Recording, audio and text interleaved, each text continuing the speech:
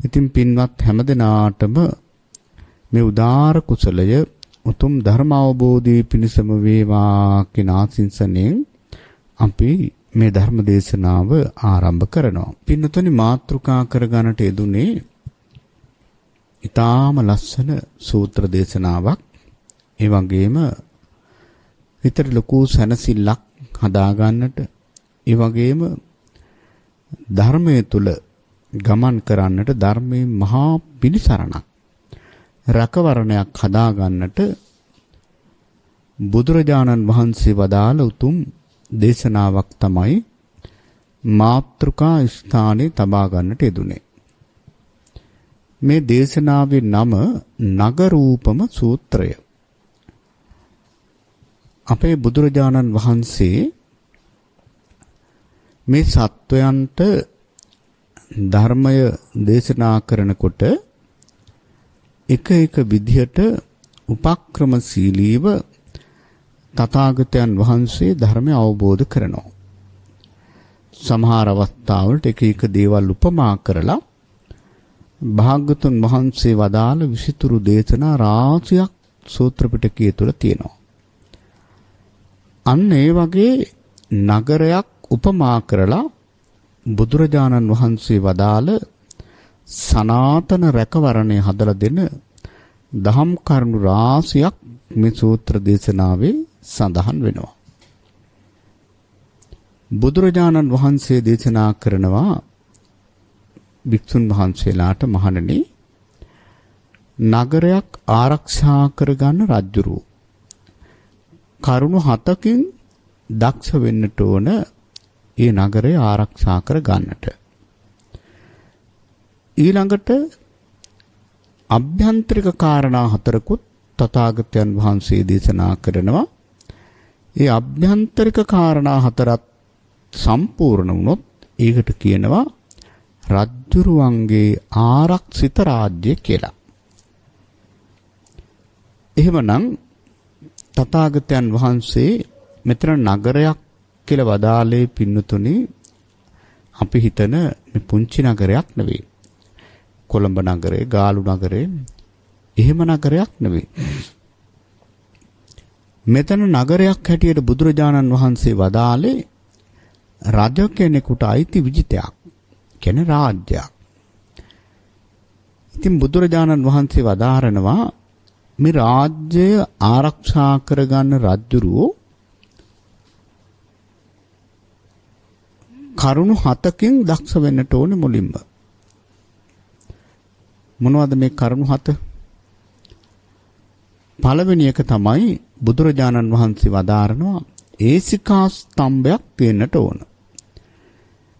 ඒසිකා ස්තම්භය කියලා කියන්නේ ඇත්තටම ගල් කණුවක්. පින්නතුල අහලා තියෙනවා ඉන්ද්‍රකීලය ගැන. ඉන්ද්‍රකීලය කියලා කියන්නේ අපි හිතමු අඩි 20ක ලොකු කණුවක් නම් අඩි 10ක් පොළොවට බස්සනවා. උඩට තියෙන්නේ අඩි 10යි. ඒකට මේක කොහෙන් හුලඟාවත් සුළු සුළඟක් ආවත් මේක හෙල්ලෙන්නේවත් නැහැ.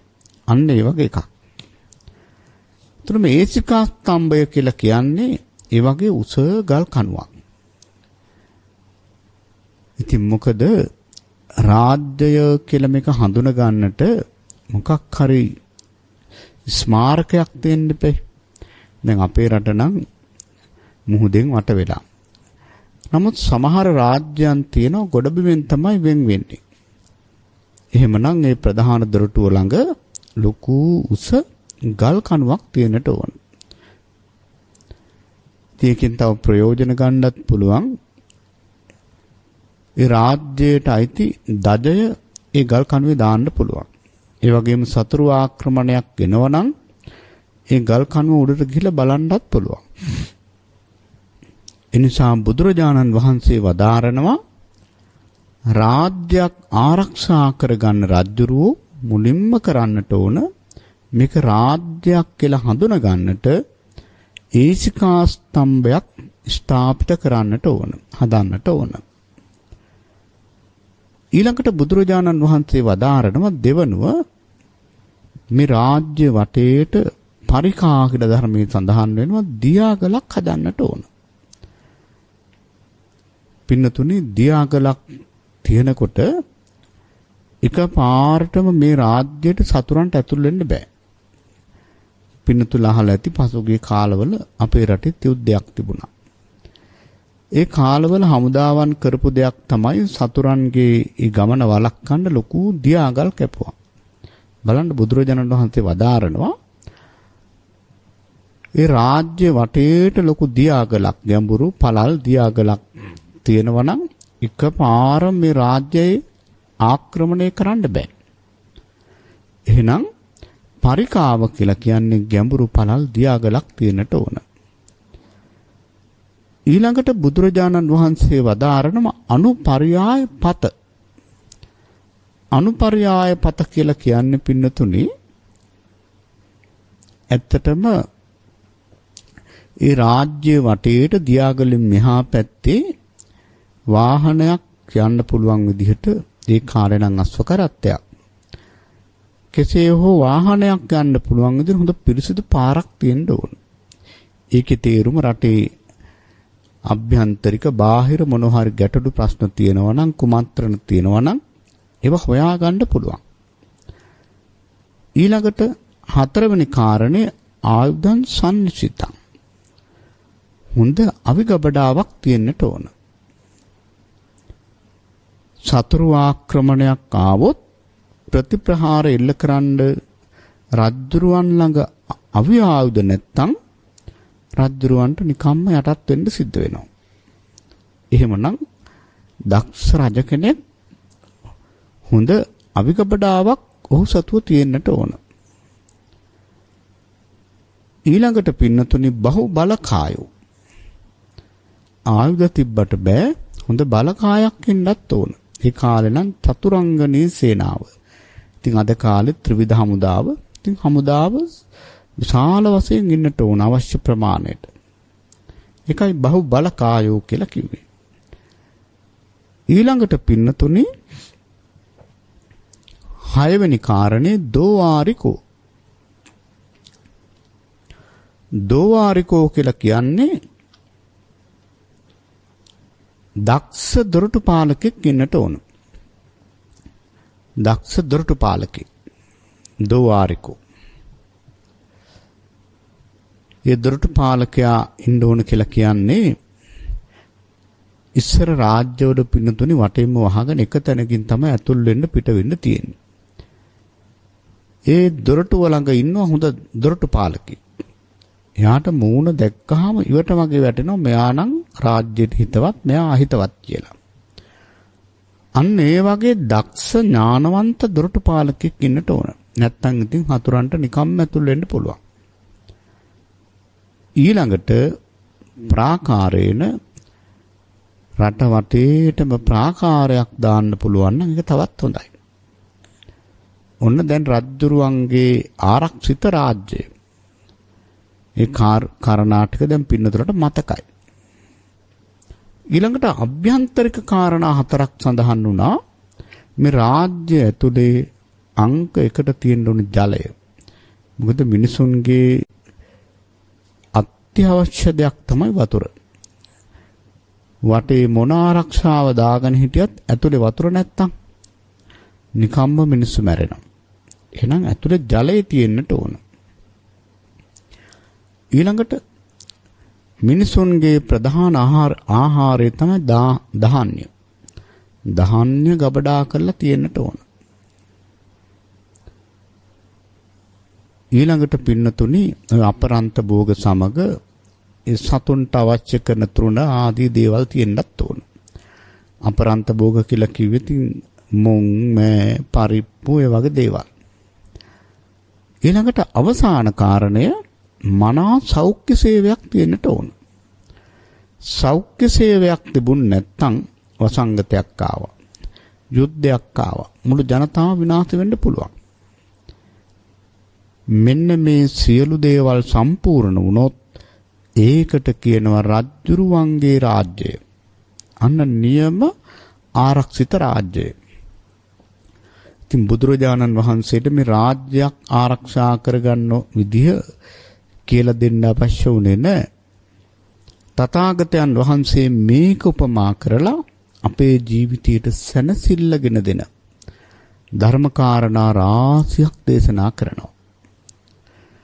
බුදුරජාණන් වහන්සේ වදාරනවා අපේ ජීවිතය ධර්මයෙන් ආරක්ෂා කරගන්නට. අපි හැමෝම කැමති අපේ ජීවිතයට ධර්මයේ තුලින් මහා පිළිසරණක්, රැකවරණයක්, සැනසීමක් හදාගන්න අපි හැමෝම ආසයි. මොකද අපි දන්නවා අපි මහා කාලයක් ජීවත් වෙන්නේ නැහැ. දාම කෙටි කාලයක් මේක පුංචි නවාතනක් වගේ. ඊළඟට පින්නතුනේ මේ ජීවිතේ මොන වෙලාවෙ අපට යන්න වේද කියලා කාටවත් කියන්නත් බෑ. දැන් මේවා ගැන කතා කරනකොට ඍණාත්මකයි කියලා එහෙම හිතන්න එපා. මේක තමයි නියම ධනාත්මක චින්තනය. අප්‍රමාදයේ ඇති වෙන්න නම් අපේ මේ යථා ස්වභාවය අපි හොඳට දැනගෙන ඉන්නට ඕන. එහෙමනම් අපේ ජීවිතයට මහා සැනසෙල්ලක්, සනාතන රැකවරණයක් හදාගන්න හේතු වන කාරණා ටික දැන් අපි බුදුරජාණන් වහන්සේ වදාළ පිළිවෙලටම හොයලා බලමු. දැන් රාජ්‍යයක් නම් පළවෙනියට කිව්වේ අර ගල් කණුවක්නේ. ජීවිතයක් ධර්මයෙන් ආරක්ෂා කරගන්න අවශ්‍යම කරන දේ තමයි සද්ධාව. පින්නතුනේ සද්ධාව තියෙනවා නම් හැම වෙලෙම සැනසෙල්ල ඉන්න පුළුවන්. සද්ධාව කියන එක පින්නතුලා දන්නවනේ. බුදුරජාණන් වහන්සේගේ අවබෝධයේ පිළිබඳව තියෙන ප්‍රසාදය තමයි සද්ධාව කියලා කියන්නේ.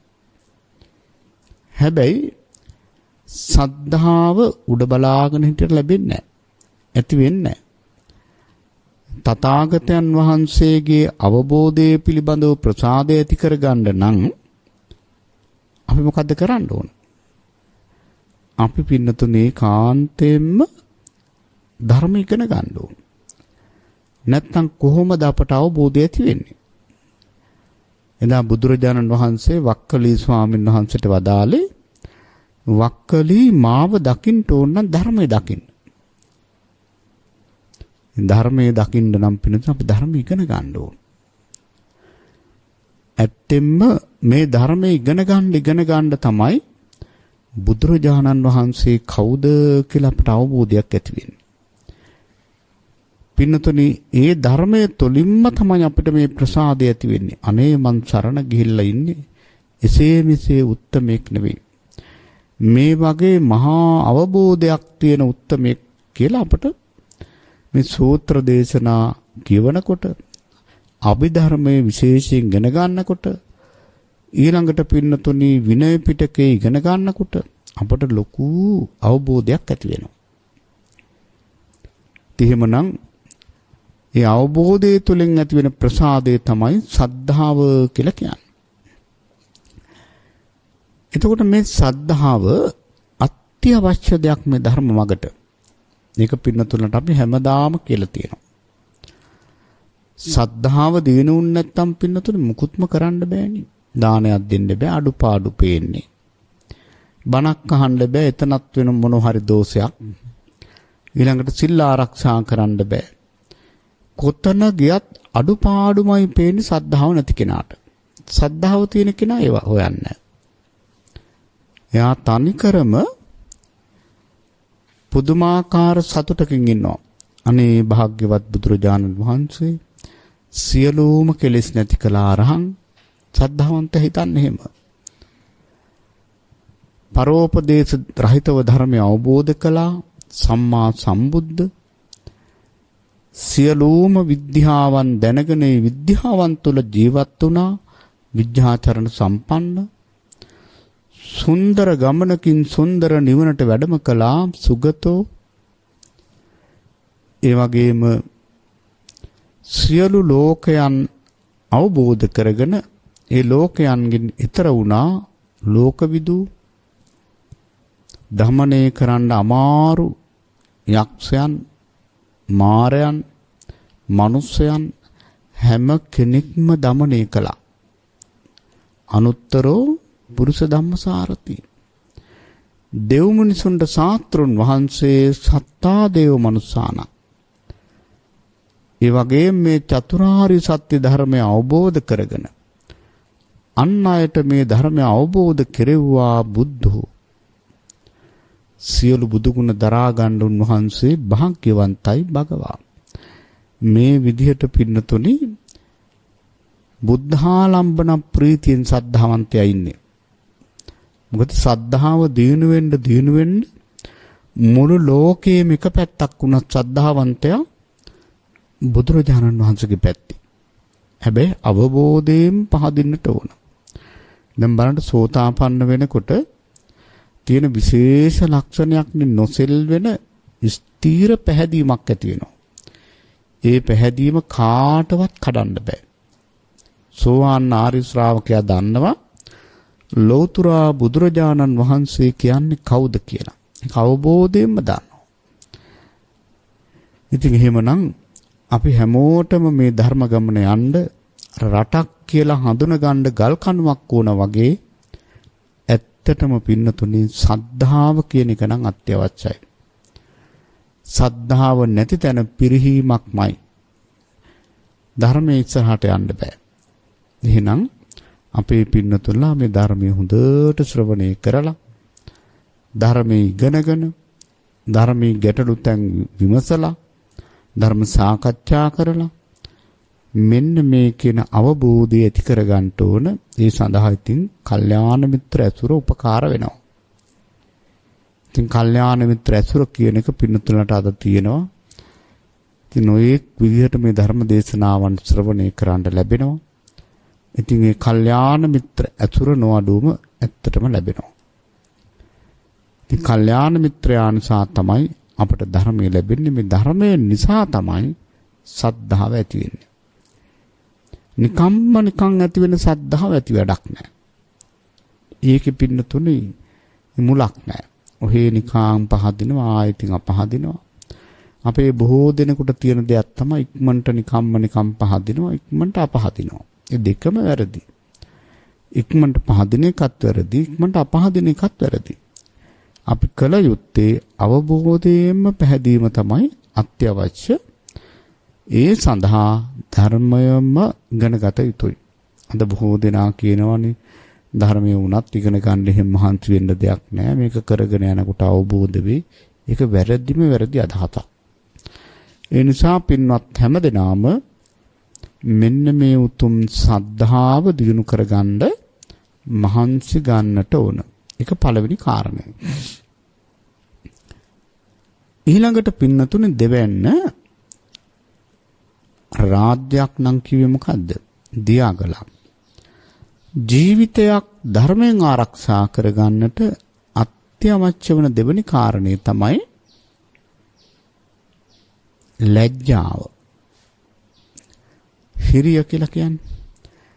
මෙන්න මේ ලැජ්ජාව අපට තියෙන්න ඕන. ලැජ්ජාව කියන එක ඇත්තටම මෙතන කියන්නේ අකුසල් කරන්න. කයෙන් වචනයෙන් සිතින් වැරදි කරන්න අපි ලැජ්ජ වෙන්නට ඕන. අද සමහරුන්ට මේ ලැජ්ජාව ගෑවිලාවත් නැහැ. එහෙමයි ඉන්නවා. තමන් කරන දුරාචාරය ඔක්කොම ප්‍රසිද්ධිය කියන අය නැද්ද? ඉන්නවා. තමන් ප්‍රාණඝාත කරා නම් ඒක උඩ පැන කියන අය ඉන්නවා. හොරකම් කරපුවා ඒවත් කියන අයත් ඉන්න. කියන්නේ කරන්න ලැජ්ජාව විතරක් නෙමෙයි ඒවා කියන්නවත් ලැජ්ජ. එතකොට බලන්න කරන්න කිසිම ලැජ්ජාවක් නැහැ.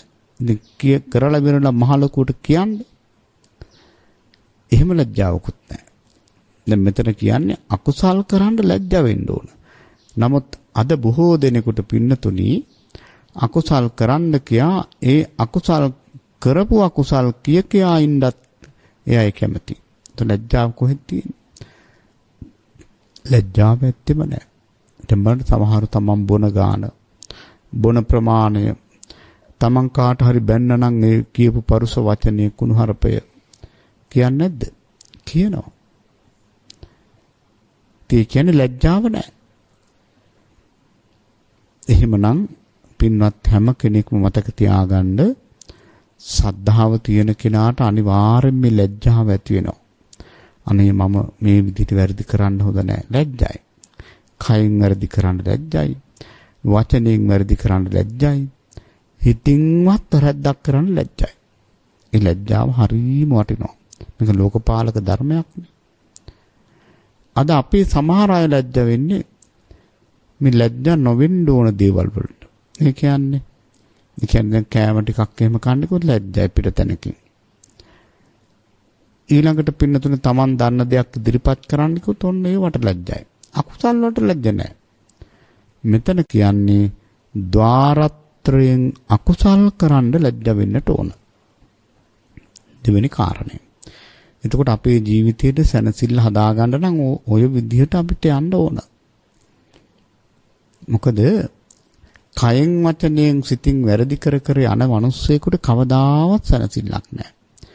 සීලවන්ත වුණාම පින්නතුනේ පුදුමාකාර සැනසෙල්ලක් තියෙනවා.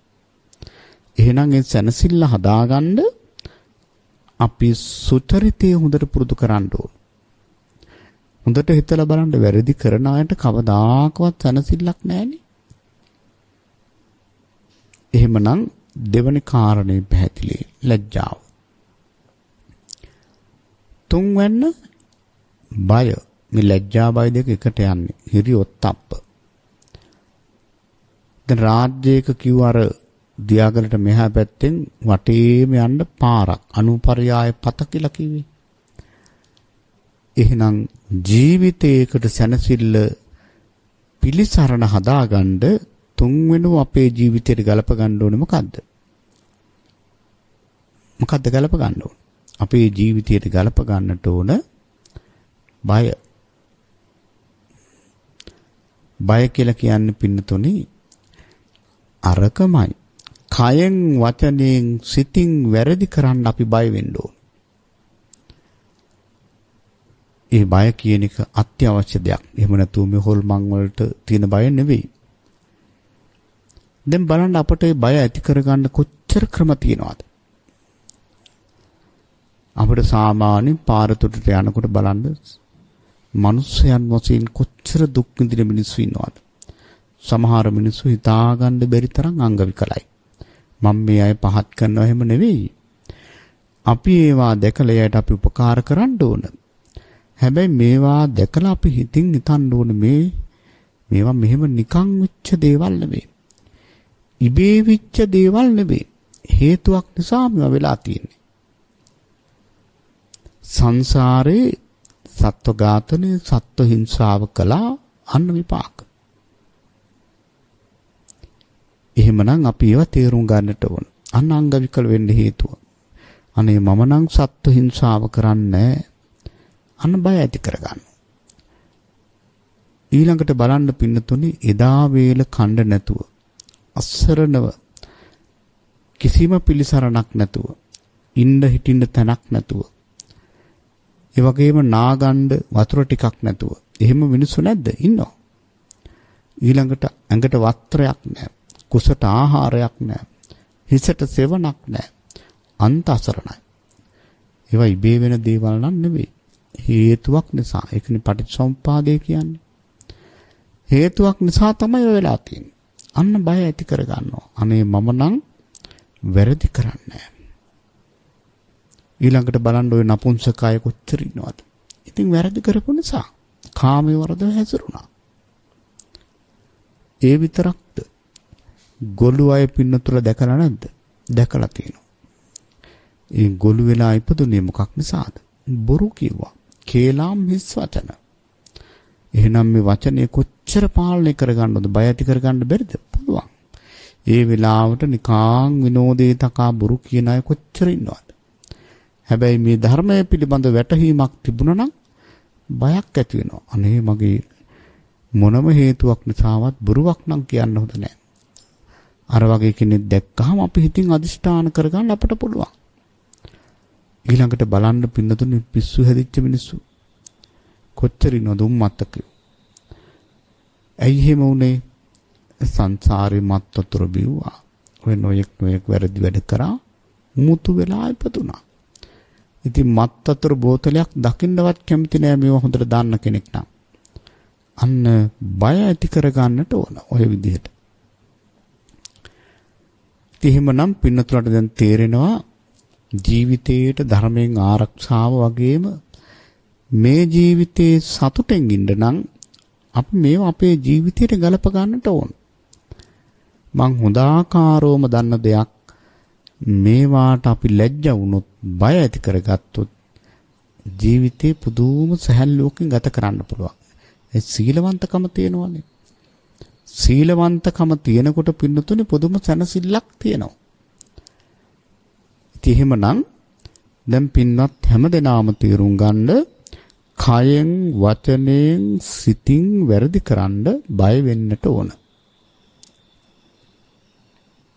ඊළඟට හතරවෙනි කාරණේ රාජ්‍යයක් නම් කිව්වේ අවිගබඩාවක්.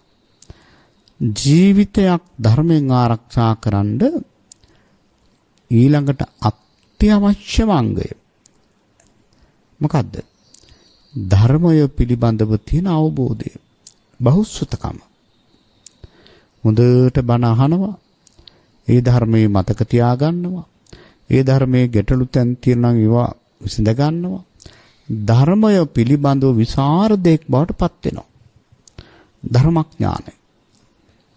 ධර්මඥානය තියෙනවා කියලා කියන්නේ පින්නතුනේ ඇත්තටම කෙනෙකුට යම් කිසි ප්‍රමාදයකට ලක් වුණත් එයාට ඉක්මනින් නැතිනේ නැගිටින්න පුළුවන්. ධර්මඥානය තියෙන කෙනාට. දැන් බලන්න ධර්මඥානය කෙනෙකුට නැත්තම් කෙලෙස් වෙනකොට මොකද වෙන්නේ? කෙලෙස් එක්කම යනව නේද? දැන් රාගසිතුවිලි නිපුතඥ කෙනෙකුට ඇති වෙනවා. කාමසිතුවිලි. ධර්මයේ දන්නේ නැති කෙනා අර කාමයේ එල්ලිලා ඉන්නවනේ. එයාට ඒක තේරුමක් නැහැ, එකකින් ගැලවෙන්න විදියක්. ඒ සංකල්පනාම හිතා ඉන්නවා. ඒ ධර්මයක් දන්නේ නැහැ. ඊළඟට තරහක් ඇති වුනහම ධර්මයේ දන්නේ නැති කෙනා කොච්චර ඔක දිගට වැලක් වගේ අරජනවද? ඒ ද්වේෂයෙන්ම පුපුරා ඉන්නවා. එහෙම නැද්ද? එහෙම ඉන්නවා. ඇයි? ධර්මයේ පිළිබඳව යාට වැටහීමක් නැහැ. බලන්න බහුසුතකම නැහැ. ඊළඟට පින්නතුනි හිත විප්සිත වුණාම ධර්මයේ දන්නේ නැති කෙනා තවත් විප්සිත වෙන වැඩ තමයි කරන්නේ.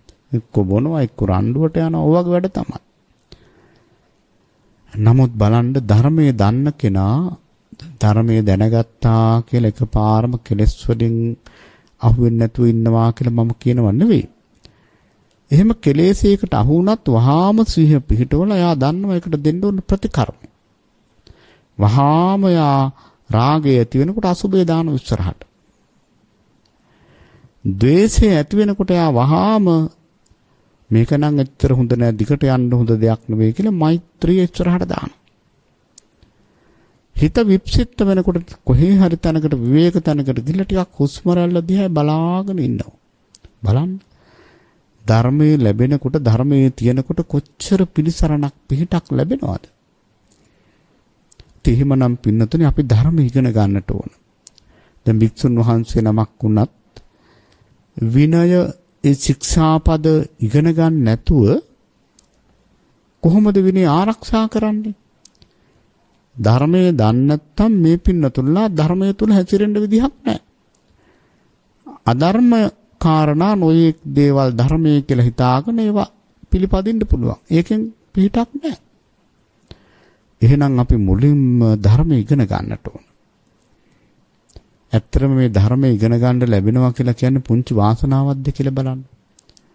සාරාංශකයේ කල්පලක්ෂයක් පාරමී ධර්මයන් සම්පූර්ණ කරලා මේ හොයාගත්ත නිර්මල ධර්මයේ පින්නතුනේ අද ජීවමානයිනේ. ඒ ධර්මයත් අපි ඉගෙන ගන්න නැත්නම් මොන මෝඩකමක්ද? දැන් බලන්න මේ ධර්මයේ එක වචනයක් කෙනෙකුට කරුණු සහිතව එහෙම නෙවෙයි කියලා කියන්න බෑ. ඒ ධර්මයේ ඉගෙන ගන්නකොට ඒ කාන්තෙන් බුදුරජාණන් වහන්සේ වදාළ ධර්මයේ තියෙන වටිනාකම අපට දැනෙනවා. එහෙමනම් හැම කෙනෙක්ම හිතට ගන්න මේ ධර්මයේ ඉගෙන ගන්න ලැබිච්ච අවස්ථාවේ අපි ඉගෙන ගන්න ඕන. දැන් බාහිර දේවල් ඉගෙන ගන්න අපි කොච්චර වෙහෙසෙනවද නේද? අපේ දරුවෝ කොච්චර කොච්චර අම්මලා තාත්තලා ඒවට මෙහෙවනවද?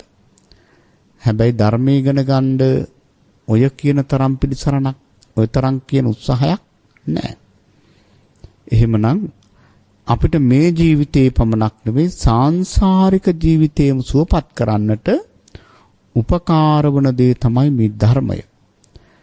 ඒ ධර්මයේ ඉගෙන ගැනීම ඉතාම වටිනවා. දැන් බලන්න බුදුරජාණන් වහන්සේ වදාළේ මේ රාජ්‍යයට සතුරු ප්‍රහාරයක් එනකොට ඒ ප්‍රහාර වළක්වන්න ප්‍රතිප්‍රහාර එල්ල කරන්න අපි ළඟ අපි තියෙන්න ඕන.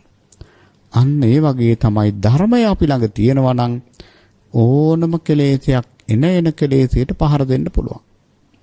ඒ තමන් ළඟ අවශ්‍ය අවබෝධය බුදුරජාණන් වහන්සේ වදාළ ධර්මයේ තමන් ළඟ තියෙනවා. එහෙමනම් අපි හැමෝම මේක හිතට ගන්න ඕන දෙයක්. ධර්මයේ හොඳට ඉගෙන ගන්නට ඕන. ඒක පුදුම වාසනාවක් පින්නතුනි. කෙනෙක් විවේකීව ඉඳගෙන මේ ත්‍රිපිටකයේම කියව ඉන්නවනම් කොච්චර දෙයක්ද?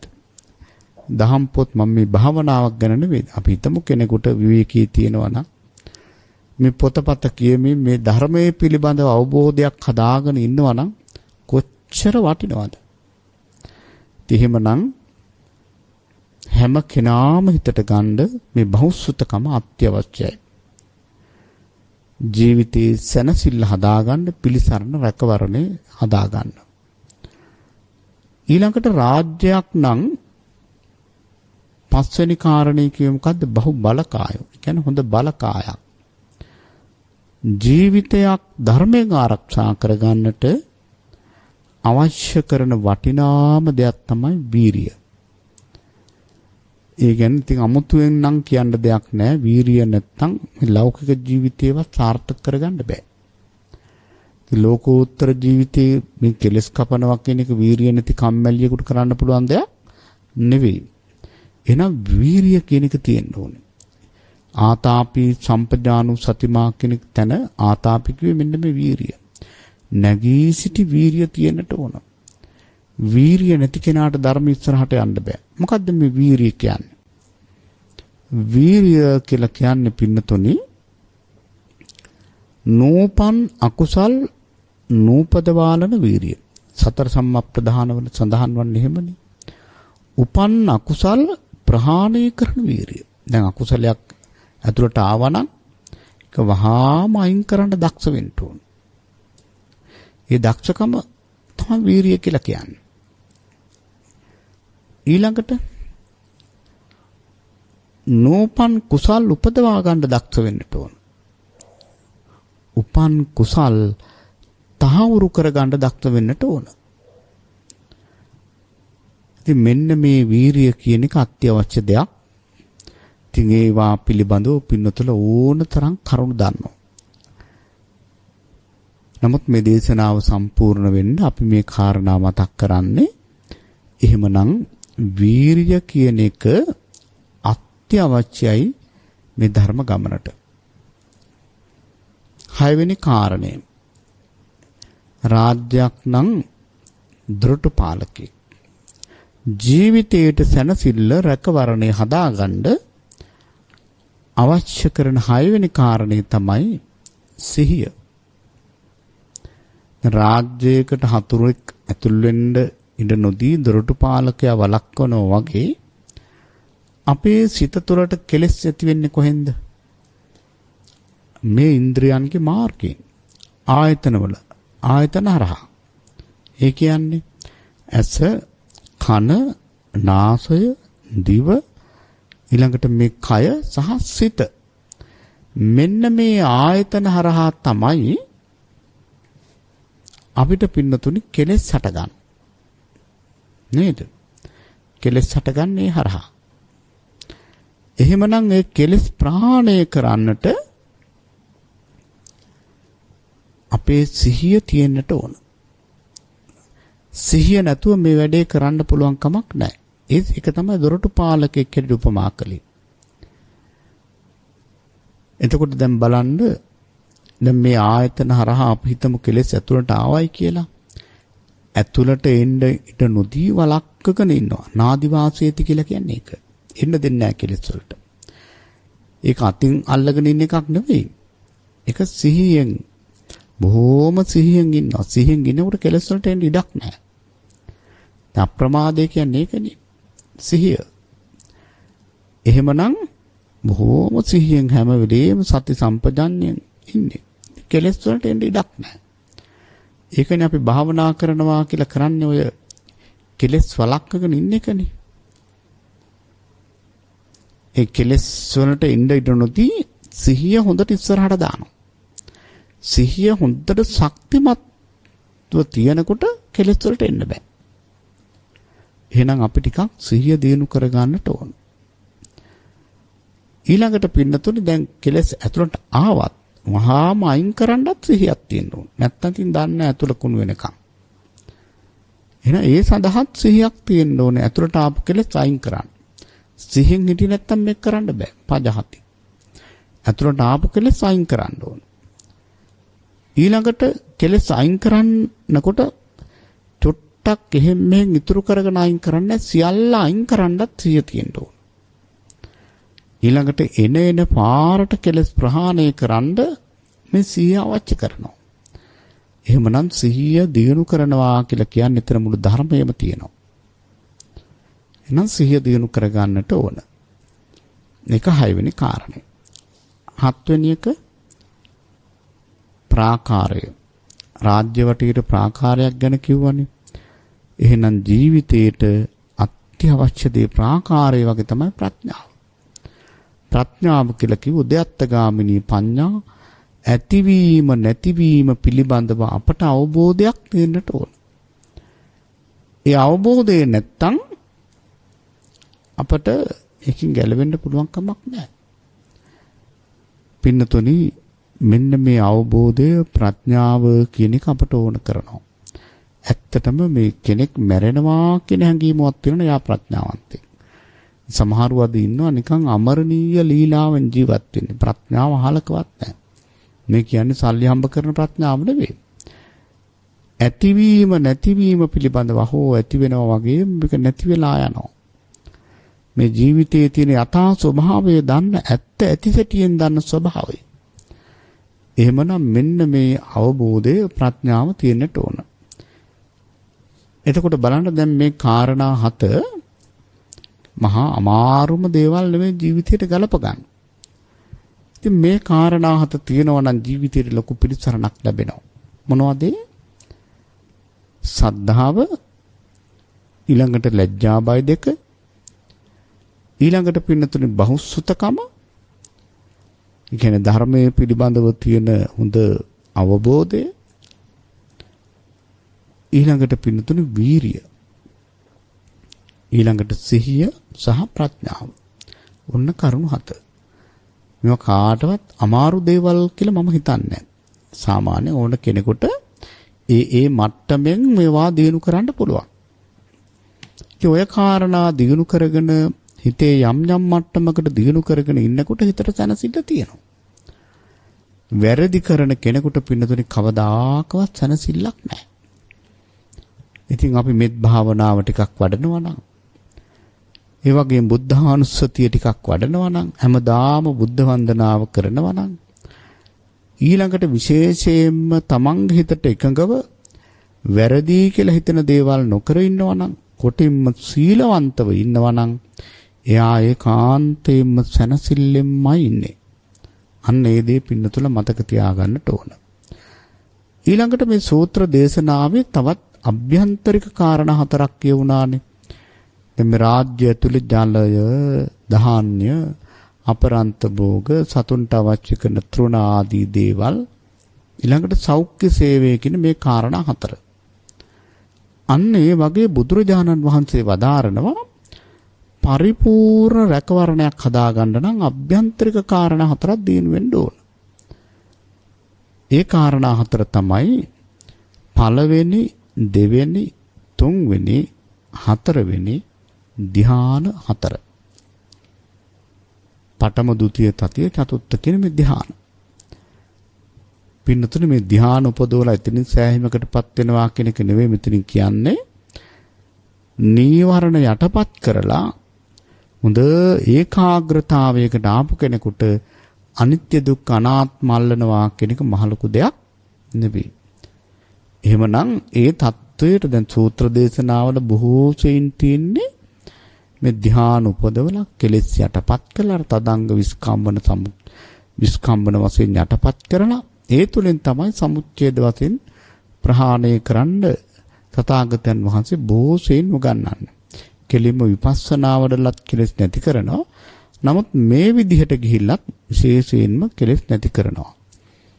එතකොට දැන් ධ්‍යාන. අපි එක ධ්‍යානයක් පිළිබඳව කතා කරමු. පඨම ධ්‍යානය. ධ්‍යාන කියන වචනේ කිව්වහම 아무තු බයක් ඇති කරගන්න දෙයක් නැහැ. පින්නතුනේ ධ්‍යානය කියලා කියන්නේ ඒ තුල හොඳට ඒකාග්‍රතාවයෙන් ඉන්න පුළුවන්. ඒ කර්මස්ථානයේ තුල. දැන් ධ්‍යානාංග තියෙනවනේ විතක්ක, ਵਿਚාර, පීති, සුඛ, ඒකාග්‍රතාව සහිත පඨම ධ්‍යානය. විතක්ක කියලා කියන්නේ ඒ අරමුණේම අපි හිතමු දැන් අට්ටික සංඥාව වඩනවා කියලා. අට්ටි කියන සංඥාව තුළම ඉන්න පුළුවන්. ඒ තුළම විතර්ක කරන්න පුළුවන්. ඒ තුළම ඉන්න පුළුවන්. අන්න. එතන සතිය තියෙනවා. විචාර කියලා කියන්නේ ඒ තුළ හොඳට හසුරවන්න පුළුවන්. මේ විචාර අවස්ථාව එනකොට ඇත්තටම කයේ ලොකු සැහැල්ලුවක් ඇති වෙනවා. වචනේ කය සිතෙහි දෙකේම ලොකු සැහැල්ලුවක් ඇති වෙනවා. පස්සද්ධියක්. ඇත්තට මේක පස්සද්ධිය කියලා කියවනම් හොඳයි. පස්සද්ධිය සැහැල්ලුව තමයි. මහා පුදුම සනසිල්ල. විචාර. ප්‍රීතිය කියලා කියන්නේ ඒ නිසාම මහා ප්‍රීතියක් දැනෙනවා. දැන් බලන්න අපි හොඳ වැඩක් කරපුවාම හිත පුරාම දානයක් එහෙම දුන්නාම අමුතු ප්‍රීතියක් දැනෙනවනේ. අන්න ඒ වගේ. ඊට වඩා මහ ප්‍රබල ප්‍රීතියක් දැනෙනවා කෙලෙස් නැති වෙනකොට. ඇයි දැන් අර කර්මස්ථානයේ තුලම ඉන්නේ. ඊළඟට ඒ ප්‍රීතිය නිසා පුදුම සැපයක්, සුඛ. ශරීරේ පුරාම ලොකු සැපයක් දැනෙනවා. ඊළඟට ඒ සැපේ නිසා ඒකත් එක්කම ලොකු එකඟ බවක්, ඒකාග්‍රතාවයක්. ඔන්න ඔය අංග සම්පූර්ණම ඒකට කියනවා පඨම ධ්‍යානය කියලා. ඉතින් ඕක පින්නතුනේ තව දිනු වේගන යනවා චතුත්ථ ධ්‍යානෙ දක්වා. එතකොට ඒ සිතෙහි නීවරණ නැත්තම් පිරිසුදු හිතකින් යථාර්ථය දකින්න ලේසි. ඒකයි බුදුරජාණන් වහන්සේ සීලේ ඉඳලා ඔය ක්‍රමානුකූලව පියවරෙන් පියවර අපට මේ ධර්මයේ කියා දීලා තියෙන්නේ. පින්නතුනේ මේවා ජීවිතයට ක්‍රමානුකූලව ගැලපෙන්න ඕන. එහෙම නැතුව මේවා දැනගත්තා කියලා ඒක අප්‍රමාදයක් වෙන්නේ නැහැ. මේවා ප්‍රායෝගික ජීවිතයට ගැලපුණොත් තමයි ඒ තුලින් අපට සැනසෙල්ලක් ලැබෙන්නේ. දැන් බලන්න අපි සද්ධාව පිළිබඳ හොඳට දන්නවා. සද්ධාව පිළිබඳ දැනගත්තට වැඩක් නැහැ නේ. ඒවා ක්‍රියාත්මක වෙන්නේ නැත්නම් ඒවා පිළිබඳව ඒ තුල තමන් නැත්නම් තමන්ගේ ජීවිතයට ඒක ගැලපෙන්නේ නැත්නම් ඒක නිකන් විශයක් ඉගෙන ගන්නවා. වීරිය මෙන්න මෙහෙමයි කියලා ඒකේ අටුවා ටීකා ඔක්කොම දන්නවා. හැබැයි තමන්ගේ ජීවිතේ ගැලපිලා නැත්නම් වීරිය ඉතින් එතන වැඩක් නැහැ. එතන අප්‍රමාදී නැහැ. එතන ප්‍රමාදී පුජ්‍යලෙක් ධර්මයේ දැනගත්තට වැඩක් නැහැ. තමන්ගේ ජීවිතයට ගැලපෙන්න ඕන. එහෙම ගැලපුණොත් තමයි අප්‍රමාදී පුජ්‍යලෙක් බවට පත් වෙන්නේ.